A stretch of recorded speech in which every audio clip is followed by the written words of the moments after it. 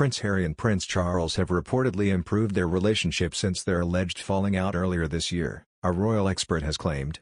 The Prince of Wales, 73, and his youngest son the Duke of Sussex, 37, have had to learn to express themselves more clearly in the wake of Meghan Markle and Harry's bombshell interview with Oprah Winfrey in March, according to royal author Stuart Pearce. Pearce, who has written a new book Diana, The Voice of Change, about the royal family, said the pair had absolutely healed some of their tensions. In March, shortly after the Sussexes had moved permanently to California with their baby son Archie, the couple sat down with Oprah for an interview.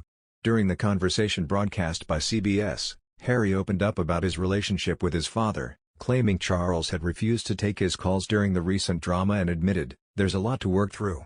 Speaking to US Weekly, Pearce said Harry and Charles' style of managing that level of emotional intensity is completely different. He went on, "Prince Charles is, by nature, a very shy man and likes to be by himself. That doesn't mean he's uncaring, he just finds demonstration or emotional display really difficult." He claimed Charles closes down more easily while Harry is often more forthcoming with his feelings. One of the most controversial moments in Harry's Oprah interview was when he said he felt let down by his father because he had been through something similar with their mother Princess Diana. He said that Charles knows what pain feels like, and insisted he would always love him, despite the fact there was a lot of hurt in their relationship.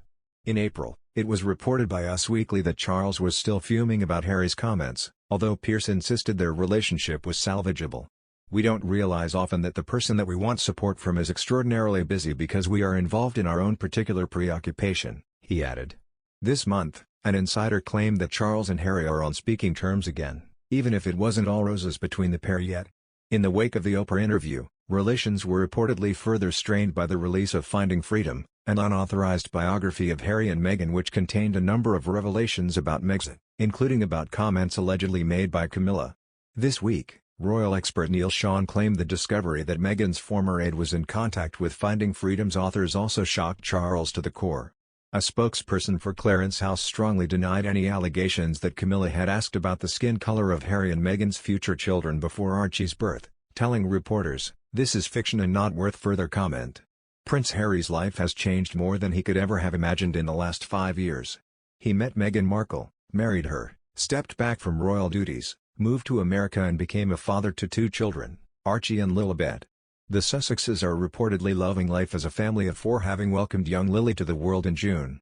Makeup artist Daniel Martin, who prepared Meghan's beauty look for her wedding 3 years ago, told People they have struck a rhythm as a foursome. Stepping back marked the end of more than 35 years for Harry at the forefront of royal life, including several royal tours, a 10-year spell in the army and numerous other projects along the way.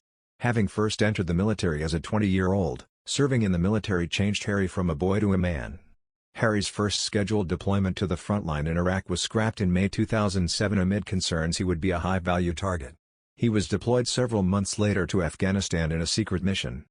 He became the first member of the royal family to serve in a war zone since Prince Andrew in the Falklands War. The narrator of the 2018 Netflix documentary Prince Harry's Story, 4 Royal Weddings said Harry found a sense of belonging thousands of miles from home. Harry was immediately pulled out when the media blackout was broken by the German and Australian press. Despite his frustration, Harry was determined to find a way back to the front line, this time as an Apache helicopter pilot.